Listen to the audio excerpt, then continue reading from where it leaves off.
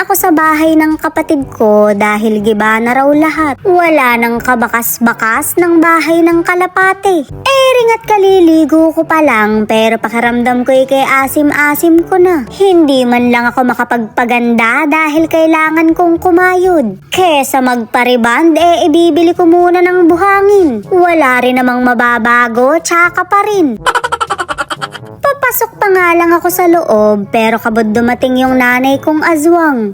Loko, napaka-fresh niya ngayon.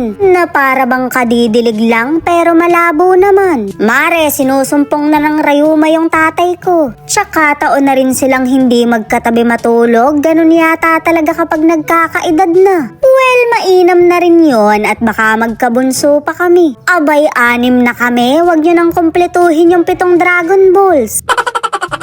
Shoot, mare, nawala na nga sa mapa yung bahay ng kapatid ko. Nawala nga yung problema niyang baha pero nawala naman siya ng titiran. Pero wag siyang mag-alala dahil may ipapagawa ako rito. Wala daw siyang CR, diba? Eto na yun. Mukhang nagtatampo nga ang shoota dahil hindi na umuwi dito. Napanood siguro sa vlog ko na demolish na yung bahay niya. Pag hindi na to nasundan, baka sinut na ako sa hukay. Napakalalim pa naman, hindi ako mangangamoy dito.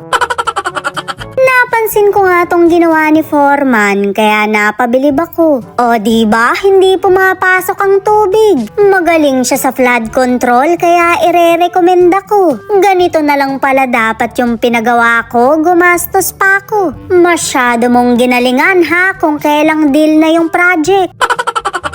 Nakatabi nga yung mga binaklas na bintana dahil baka magamit pa. Syempre mare, nandito rin yung mga kisamit bubong. Bato na kasi yung ipapagawa ko sa kanya para pang matagalan na. CR lang kapatid ha, wag kang masyadong assuming na bahay.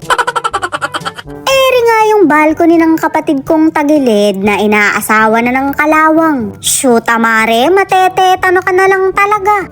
Ingat na ingat naman yung nanay ko kaya kumuha ng lona. Tatakpan niya raw yung bubong dahil naaarawan. Yung totoo na'y nagbibisyo ka ba? San ka ba kumukuha? Mukhang maganda bigayan. Talaga namang naaarawan ng bubong, nauulanan pa nga. Tigilan mo na yon ha, masisira ang buhay mo dun. Grabe mare, nakakapangit pala talaga ang gastusin. Matapos lang ako dito, magpapaganda talaga ako. Sinasabi ko sa inyo, makaipon lang ako, ugali na lang ang matitirang pangit sa akin.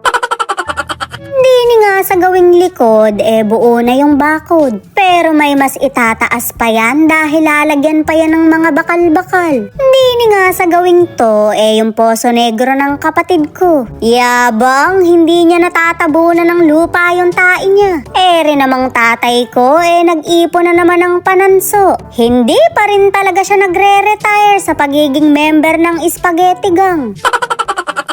Mare, eto yung mga dingding ng kapatid ko. Nakatabi din dito, maski yung pinto. Kami nga'y pauwi na rin kasabay tong aso nila nanay. Tamang libot din siya para humanap ng bebembang sa kanya. O diba, pati aso binugok.